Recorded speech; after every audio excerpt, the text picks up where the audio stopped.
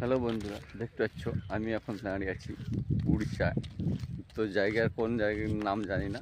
তো চারদিকে দেখতে পাচ্ছ মরুভূমি আর মরুভূমি, আর কিন্তু তার ভিতরে একটা জিনিস আছে, দেখো যে ক্যানালটা খুলছে পুরো, দেখতে পাচ্ছ ক্যানালে পুরো নিচ থেকে উপর পর্যন্ত পুরো ঢালাই হচ্ছে।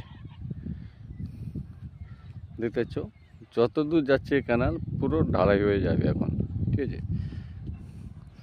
আর এখানকার বীজটা দেখো, চারদিকেও যেন ধুধু মাঠ, এদিকে চাষের জমি পুরো, দেখতে পাচ্ছ চারদিকে কিছুই নেই, পুরো ধুধু মাঠ হয়ে আছে, ঠিক আছে। আর যে দেখতে পাচ্ছ জল ট্যাঙ্কার হয়েছে, জল ট্যাঙ্কার আছে কিন্তু জল নেই,